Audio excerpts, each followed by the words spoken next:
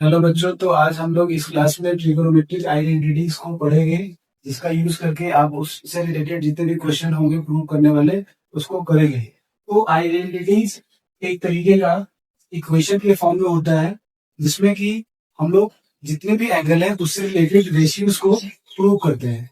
तो तीन identities main है जो आपको इसमें पढ़ना है, और इसी के फॉर्मेशन से अलग अलग और भी आइडेंटिटी जो है वो डेवलप किया जाता है और बनाया जाता है। तो इन आइडेंटिटीज को करने के लिए हम लोग को एक राइट एंगल ट्राइंगल की जरूरत पड़ेगी, जिसकी मदद से हम लोग तीनों आइडेंटिटीज को समझेंगे। तो सबसे पहली आइडेंटिटी जो है sine square theta plus cos square theta is equal to 1, उसको करेंगे। तो जैसा कि आइडेंटिटी है sine square theta plus cos square theta is equal to 1, तो इसमें दो स्टेटमेंट है, left hand side and right hand side. तो लेफ्ट हैंड साइड की मदद से हम लोग ये प्रूव करेंगे कि ये वन कैसे होगा।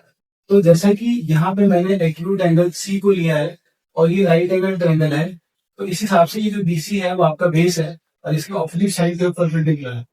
तो जैसे कि हम लोग पहले भी पढ़ चुके हैं, sine theta, cos theta, tan theta, sec theta, cosec theta और कॉट थीटा, इनके रेशियोज क्या होते हैं। तो साइन जैसा कि हम लोग को पता है कि परपेंडिकुलर बाई बेस होता है, तो इसके हिसाब से परपेंडिकुलर आपका ए बी है, तो ए बी और perpendicular by hypotenuse sine theta होता है। तो हम लोग क्या करेंगे, परपेंडिकुलर ए बी और हाइपोटेन्यूज जो है वो ए सी है, तो ए बी बाई ए सी का ये होल स्क्वायर हो जाएगा। और कॉस थीटा जो होता है वो बेस बाई हाइपोटेन्यूज होता है, तो इसमें क्योंकि बेस ये है बीसी और हाइपोटेन्यूज एसी है, इसलिए बीसी बाई एसी का होल स्क्वायर हो जाएगा। तो जब एलएचएस को हम लोग कर रहे हैं, तो ए बी इसका जो स्क्वायर करेंगे तो A B square by A C square plus B C square by A C square हो जाएगा। इसका जब एलसीएम लेंगे हम लोग, तो ए सी स्क्वायर और इधर A B square plus B C square. तो ए बी स्क्वायर और बी सी स्क्वायर को इस ट्रायंगल के हिसाब से जब हम लोग देख रहे हैं, तो वो ए सी स्क्वायर के इक्वल हो रहा है, ये राइट एंगल ट्रायंगल बन रहा है। इसके बाद हम लोग लिख सकते हैं A B square plus B C square को ए सी स्क्वायर और divided by A C square.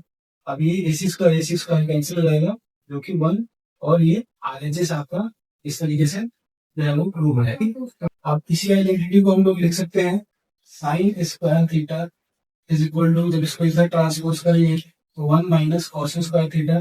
ये भी आपको यूज होते हैं क्वेश्चन में।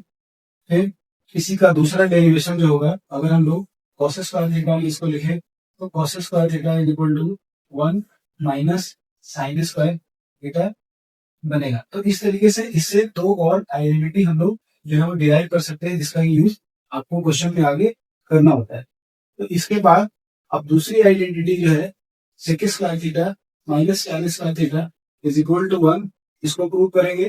तो उसके लिए दोबारा से हम लोग फिर से उसी राइट एंगल ट्रायंगल को यूज करेंगे। तो इसके हिसाब से इस आइडेंटिटी को जब मैं दोबारा लिखता हूँ, दूसरी वाली को sec square theta minus tan square theta equals to 1। अब इसका एलएचएस जैसा कि sec square theta minus tan square theta है, तो सेक और कॉस एक दूसरे के रेसिप्रोकल होता है, जैसे कि हम लोग पहले पढ़ चुके हैं। तो उस हिसाब से सेक का जो होगा रेशियो वो कॉस का होता है इस ट्रायंगल के हिसाब से, बेस बाई हाइपोटेन्यूज। तो सेक में हो जाएगा हाइपोटेन्यूज बाई बेस, मतलब एसी बाई बीसी इसका होल स्क्वायर और माइनस टेन होता है परपेंडिकुलर बाई बेस, तो आपका ए बी बाई बीसी का होल स्क्वायर। अब इसको जब हम लोग सॉल्व करेंगे, तो ये A C square by B C square minus A B square by B C square. जब आप इसका एलसीएम लेंगे, तो ये बी सी स्क्वायर इधर A C square minus A B square, और ये जो चीज है इस ट्रायंगल के हिसाब से देखेंगे हाइपोटेन्यूज है, तो हाइपोटेन्यूज में से हम लोग इसको माइनस करेंगे तो बेस आ जाएगा, बेस बीसी है। इस तरीके से बीसी स्क्वायर ऊपर आ जाएगा, बीसी स्क्वायर नीचे आ जाएगा। जब ये कैंसिल होगा तो 1 होगा, जो कि आरएचएस के बराबर है। इस तरीके से इस आइडेंटिटी को हम लोग समझ सकते हैं। अब इससे रिलेटेड दो डेरिवेशन और है, जिसको आप लोग देखेंगे तो उसमें उसको समझने के लिए इस आइडेंटिटी को हम लोग दोबारा से देखेंगे। तो इसमें जैसा कि अब अगर इसको देखेंगे हम लोग तो सेक स्क्वायर में अगर लिखना होगा इसको तो सेक स्क्वायर थीटा को लिखा जा सकता है इधर ट्रांसपोज होके 1 plus sign square theta.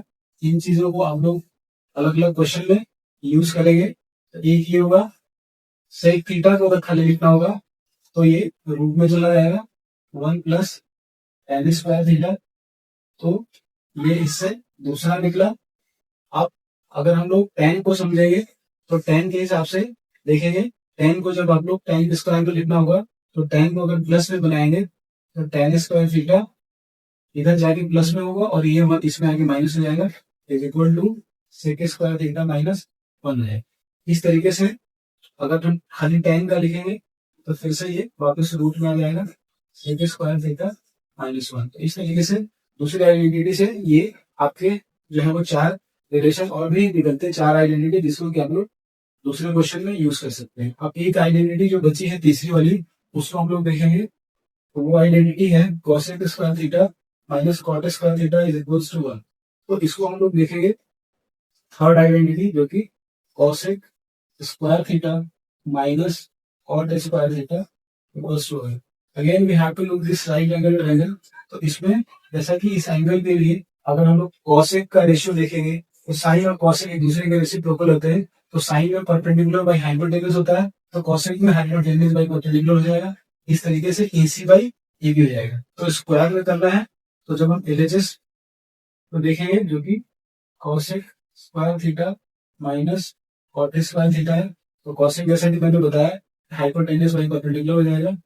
AC by AB का स्क्वायर माइनस कॉट tan का रेसिप्रोकल होता है तो tan हमने परपेंडिकुलर बाई बेस किया था तो बेस बाई परपेंडिकुलर मतलब BC बाई AB का स्क्वायर हो जाएगा।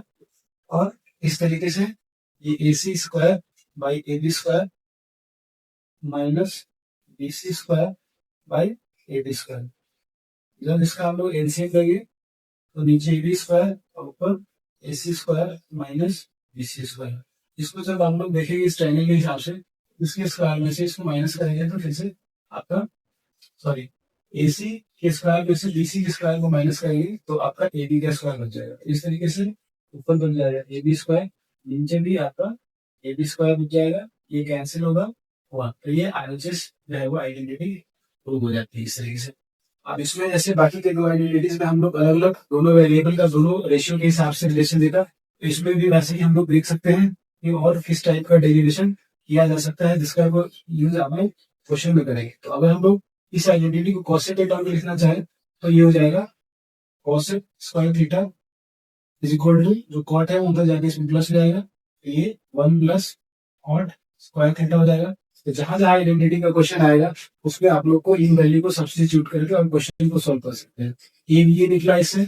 दूसरा अगर हम लोग इसको खाली कोसेक थीटा अगर लिखें तो ये रूट में चला जाएगा और 1 प्लस कॉट स्क्वायर थीटा हो जाएंगे। तो ये इससे रिलेटेड दूसरी आइडेंटिटी है। तो वापिस अगर हम लोग कॉट बेस को लिखना चाहें तो कॉट स्क्वायर थीटा इस इक्वेशन को देखेंगे इसको प्लस में बनाएंगे तो इधर जाएंगे प्लस में जब होगा तो 1 इधर आके इसमें माइनस लाएगा। तो cot square theta is equal to cosec square theta minus 1 ये हो गया। अगर इसको हम लोग कॉट में लिखेंगे तो cot theta is equal to cosec square theta minus 1।